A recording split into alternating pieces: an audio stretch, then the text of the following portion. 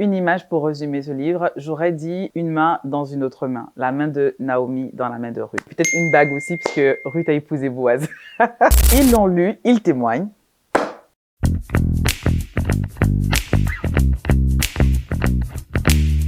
Bonjour, je suis Manicia et je vous présente un livre qui m'a beaucoup impacté, Ruth, celle qu'on n'attendait pas. J'ai découvert le livre grâce à l'auteur qui est Pasteur Modestine Castanou. Il s'agit d'un livre avec une collection, donc Femme de destinée. Ce qui m'a surpris lorsque j'ai lu le livre, je dirais deux choses. La première chose, c'est que le livre il est imagé. Il y a des questions d'introspection, donc c'est super joli, donc ça parle forcément aux femmes. Et la deuxième chose, c'est la façon dont le livre est structuré, rend la lecture beaucoup plus simple et beaucoup plus facile. Selon moi, le message principal du livre, le livre dit celle qu'on n'attendait pas. Ça veut dire que peu importe là où on est, c'est pas une fatalité. Peu importe là où je démarre, je peux y arriver. Si Ruth, elle a connu tout le parcours qu'elle a connu, mais en réalité, elle a une destinée glorieuse, ça veut dire que moi aussi, peu importe là où je démarre, je peux également avoir une destinée glorieuse. Là où les clés qui m'ont le plus marqué, je dirais que c'est le chapitre 3. Pasteur Mod nous explique les 3 choix capitaux que Ruth ont dû faire. Elle a dû quitter le statu quo et ça veut dire qu'on est peut-être dans des relations où on maintient le statu quo, dans des activités on maintient le statu quo, on est dans un système de pensée, on maintient le statu quo et il y a un choix que Ruth a dû faire, c'est qu'elle a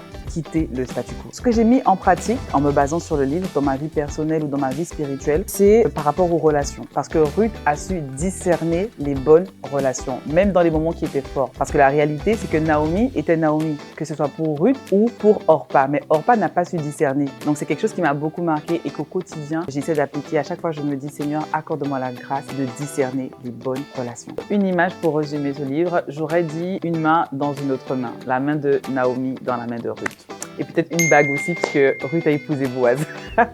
Si je devais dire un truc à l'auteur, j'aurais dit on attend la suite. Parce que c'est une collection Femmes de destinée. J'ai été tellement impactée par cet ouvrage de Ruth que j'attends impatiemment les autres. Oui, j'ai beaucoup de livres à lire, que ce soit du même auteur qui est Pasteur Mod ou sinon de Metanoia, puisqu'il y a beaucoup de livres qui sont intéressants dans cette librairie. Et le livre qui est sur, on va dire, ma table de chevet durant tout cet été, c'est le livre 9 portes d'accès au diable à fermer impérativement de l'apôtre Ivan Castanou. Pourquoi? Parce que je me suis dit, si l'apôtre Ivan prend le temps d'écrire sur ses livres et il en fait 2 volumes, ça veut dire qu'il y a beaucoup de portes qu'on doit fermer dans nos vies.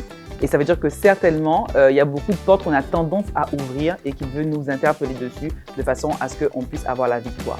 Mot final pour celles et ceux qui hésitent à lire le livre, j'ai envie de leur dire vraiment foncez, n'hésitez pas. C'est la bonne période, surtout que c'est facile à lire et ça parle à tout le monde, peu importe les saisons. Donc là, c'est la période estivale, c'est le moment de se reposer, d'être dans la détente, autour d'un livre, d'un café et tout en s'édifiant.